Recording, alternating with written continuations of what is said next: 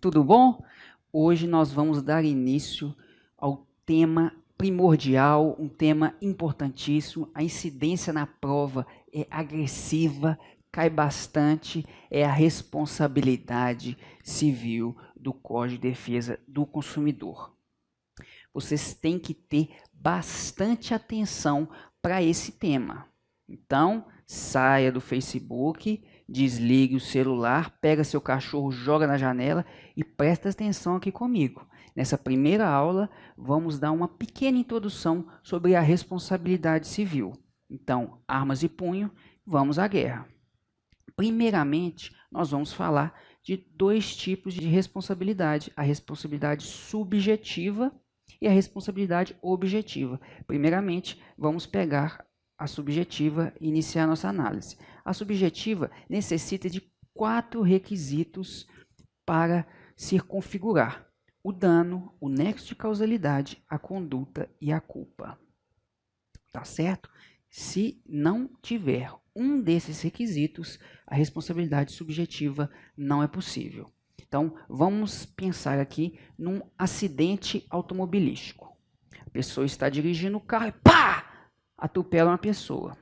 Essa pessoa, para receber a indenização, ela deve comprovar a conduta da pessoa, ou seja, que aquela pessoa estava dirigindo o carro, que não é uma outra pessoa, o carro não é outro, é aquela pessoa dirigindo aquele carro.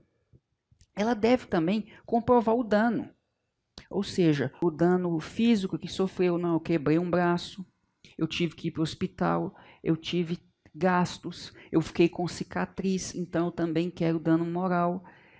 A pessoa vai comprovar essa série de danos para conseguir a indenização material ou moral. É preciso também comprovar o nexo de causalidade. O que é esse nexo de causalidade?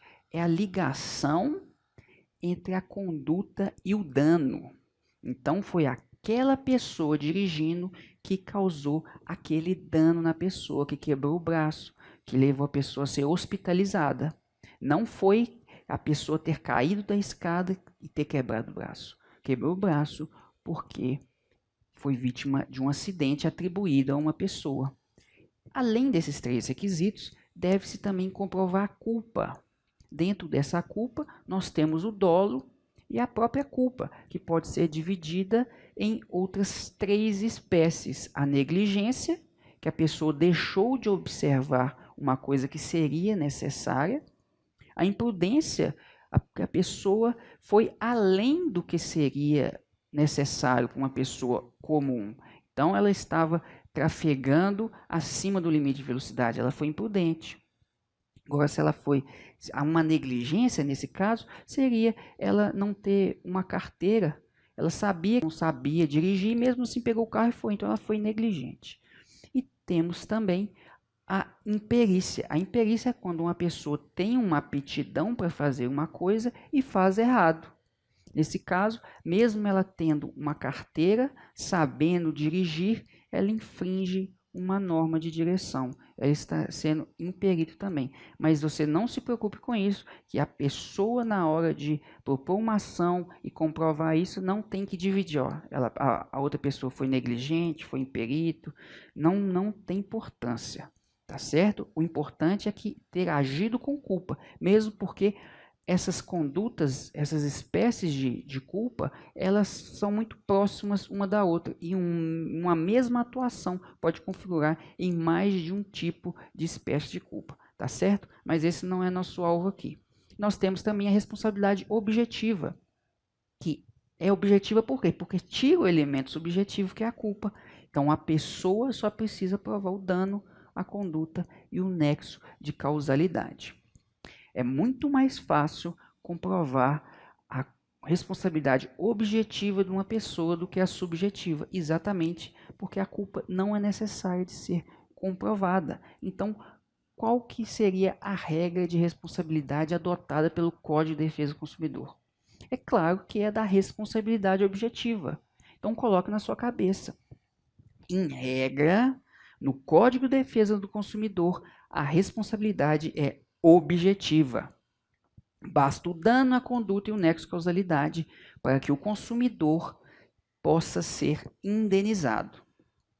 Mas eu digo que é uma regra, por quê? Porque o próprio Código de Defesa do Consumidor prevê a responsabilidade subjetiva para os profissionais liberais, que seria o médico, que seria o fisioterapeuta, o arquiteto, os profissionais liberais que atuam exercendo a sua profissão. Responde subjetivamente. Mesmo se a relação for consumerista, o consumidor deve comprovar a culpa. Pode haver inversão do ônus da prova ou não, mas é uma coisa diversa, tá certo? Mas aí, no Código de Defesa do Consumidor, 2 temas podem gerar a responsabilidade civil. Pode ser pelo fato ou defeito do produto, ou o vício do produto ou do serviço. Tá certo? E qual que é a diferença entre eles? Nós vamos ver nas próximas aulas o que significa cada um deles. Mas só para introduzir um pouco aqui a questão, vamos falar que o fato do produto atenta contra a segurança do consumidor. Então, é uma coisa que você vai pensar o seguinte: um amigo seu, uma amiga foi numa festa que você não foi.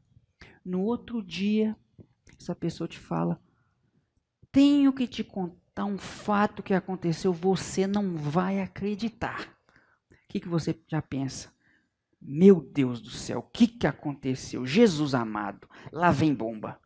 Então, o fato é uma coisa grave, gravíssima, que atenta contra a segurança da pessoa. Ao contrário do vício. O vício é simplesmente um produto inadequado. Quando você lembra do vício, pensa no maconhista. Porque o maconhista não é um maconheiro. O maconhista é aquela pessoa que costuma usar aquelas calças largas, parecendo que está todo cagado, que o sonho de vida é vender bijuteria. É isso, o maconhista é uma coisa além. Ele fuma maconha todo dia, ele é um viciado. Mas ele é um imprestável? Não, ele é um viciado que não tem problema. Alguns acham que ele é um pouco inadequado, que poderia ser mais veloz nos pensamentos, mas que não atrapalhem na sociedade. É uma escolha que ele faz, é um viciado, tem ali um pequeno problema. Né? Mas o fato não, o fato é uma bomba. É uma coisa que pode causar morte, pode causar desgraça. E o vício não. O vício é só uma inadequação do produto ou do serviço, tá certo?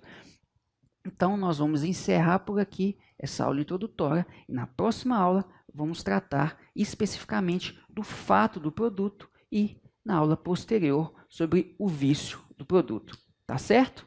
Então, não desliga não, te espero aqui em breve.